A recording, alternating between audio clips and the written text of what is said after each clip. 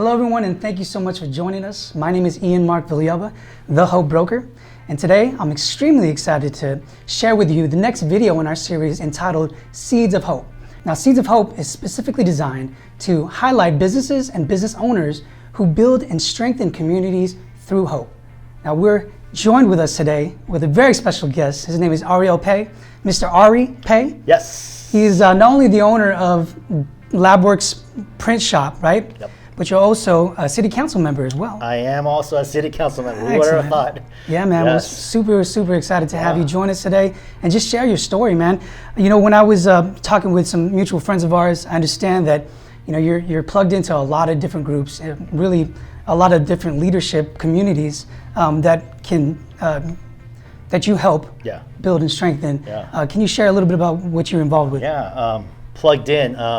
That's kind of funny because somebody called me a chronic volunteer. And I looked at it as being a chronic volunteer. I told my wife, man, all these doors are opening. The question is if we're going to walk through it or not, And we're walking through it. So all these plugs and all these volunteer opportunities, just walk through them and just open more doors. So with that, it's more of like the man behind the brand. I'm just a regular guy, just like you. I've been blessed with an amazing support group, family, and parents that kind of allow me to do what I need to do. I think it's one of those things where people think that, there's a specific roadmap to do things to get somewhere, which is true, but for me it wasn't. I was just a guy that, like anybody, went to school, lived in the city of Lakewood, stayed local in the city of Lakewood, bought a house in Lakewood, and then was able to kind of build a career and friendships in the city and kind of go from there, right? So long story short, I'm just a guy from Lakewood that's now able to give back to the community that's given me so much. So, as you mentioned, as a business owner, I own a print business. I call it a branding collective of a hub of different things brought together, whether it's networking or printing or as just, hey, someone to bounce ideas off of. That's what we are here. So it's one of those things where I took my personality and kind of figured out that if you connect with the right people, then you're able to deliver a message or help people out, because I'm a person of rising tides raises all ships. So if I can help somebody out and stoke them out, then they can help somebody else out. It just keeps going and going and going. And then now stepping to a bigger role, I'm a politician, but and I dress like this. But it's one of those things where, I come from the industries where it doesn't matter what you look like. It matters what you bring to the table. And I think it's a true testament to this community and who I am now as a person with these friends in this community and being able to give back because I've proved my worth within the community. So meaning proof is in the pudding, right? If I want a leadership in this community, I had to prove it out of the gate before it became possible to lead this community. So it's one of those things where you just kind of roll with the punches, read a lot, ask a lot of questions, and being able to be blessed with a lot of support group on top of the business and on top of this council political world to be able to ask questions and be able to kind of formulate my own answers to make sure I'm making the right decision on things. Can you share with us a couple of things that things about you that maybe most people don't know, and people would appreciate more if they were to walk into your establishment? Oh man, that's a tough one. I'm just a regular guy, man. I'm no different than you, the next guy, my neighbor. It's one of those things where, what am I doing that's different than what you would be doing? Probably nothing. I just took a step in a direction where I wanted to possibly see what was kind of explore and then go on. I think, the quote of being comfortable, being uncomfortable has led me to be able to figure things out along the way. This business of printing was built on a high five and handshake. I went the opposite way of what the industry was doing. So in the textile printing or screen printing world, there's so many of us out there. It's either you're a garage business, you're a big company, you're doing big runs, big numbers.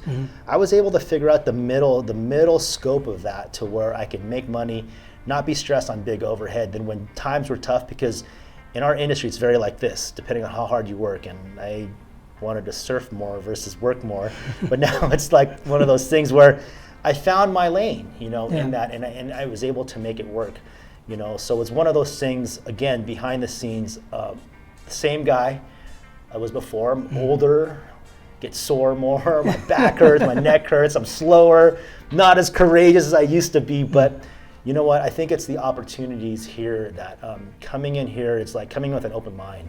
You know, obviously my shop is a place where I like to do a lot of business because it's not so stringent. It's very open. It allows you to open your mind and be able to kind of create and get you out of a, depending on what you're coming here for mentorship or to get an idea, it allows you to kind of think outside of the box. Yeah. And I'm all about thinking outside of the box, not to, like people think thinking outside of the box is changing things. You're not. You're just looking at other ways to do things, but probably in a more efficient fashion or growth, right? Mm-hmm. You know, kind of like I was the past president of Lakewood Rotary Club, a very strong service organization in the city of Lakewood, still very active, still serve on the board. But you know, it was one of those things, I wasn't there to change it. I was a different president, but I wanted to make sure that we evolved, you know, but we still bridged the gap between the way it used to be and the way we're going now, and making sure that, you know, we all go together. What is it, or who inspired you with the dream of opening up your own business and serving the community through what you do? That's a good question. Ooh, opening my own business. So I got into printing business in my mom's garage because my brother and I and a buddy, we started a clothing line. You know, here in Lakewood and Long Beach. You grew up in Lakewood, you know, back in the days, it's cool to own your own clothing line. You know, we surfed, you know, we rode dirt bikes, we wanted our own apparel. We don't want to look like everybody. So we said, let's just start a clothing line. But starting the clothing line led me to understand the vendor side of the business, which ideally allowed me to take the leap into the vendor side to become a manufacturer. And then becoming the manufacturer of your own clothing line will have your networking circle say, hey, can you print me some shirts? So that, hey, can you print me some shirts turned into like 20, hey, can you print me some shirts, 20 different companies. So the apparel business went away. Now I'm a vendor for a lot of these brands, and I just kept going and going, you know. So again, finding your lane, it was one of those things where I had to be open-minded to adjust and accept the direction I was going in, you know. Like growing up in this city, you know, I had rad parents, man, my mom and dad, super supportive. Like I didn't find my lane till later, you know, like dad's an engineer. I can't even draw a straight line straight, dude. He writes so perfectly, and my mom's a nurse, and I don't want to deal with sick people and shots and all this, you know, and emergency rooms. I'm like, no, it's not me. So business is part of my DNA, and when I found that, you just go. So for me, it's one of those things where find what you're passionate about, and if you don't know what it is, try everything. Then one thing is gonna stick, and then you're gone, and it's gonna be so weird that you've gone so far with less effort because you're passionate or you're very into it. You know what I mean? So it's one of those things where sometimes they just pop up, or and there's other people that kind of build the stepping stones to get in their lane.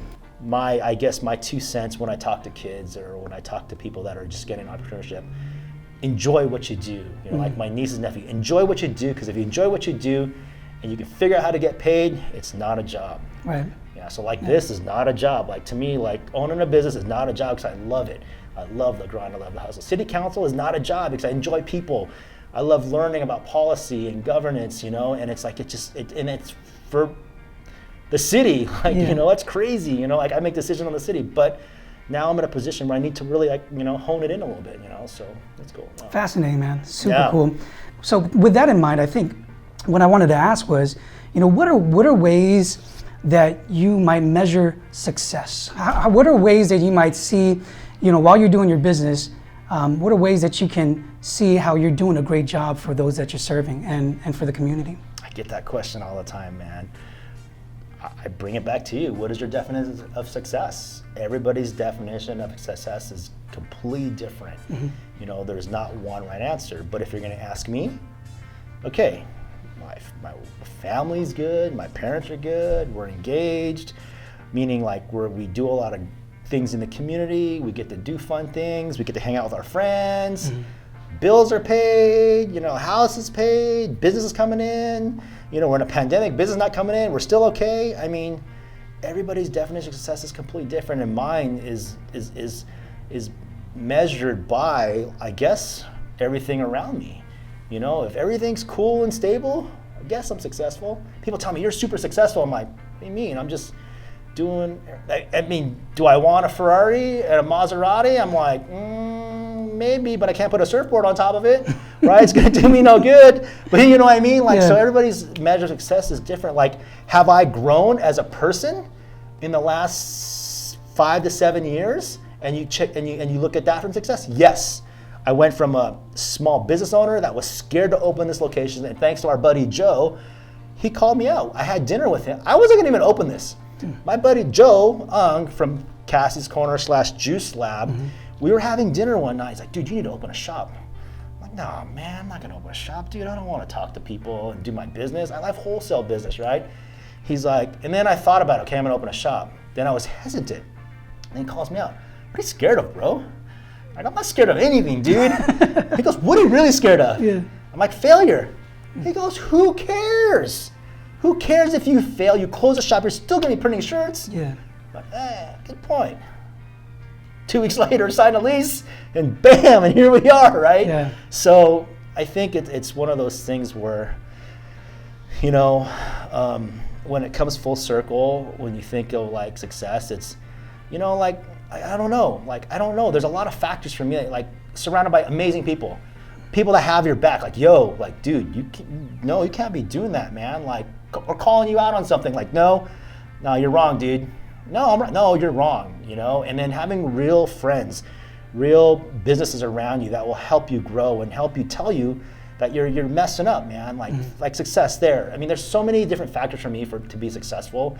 And I look at success as growth. Like, I've learned so much more in the last, let's just say 5 to 7 years than I did previously, like that. So I guess success to me is growing as a person.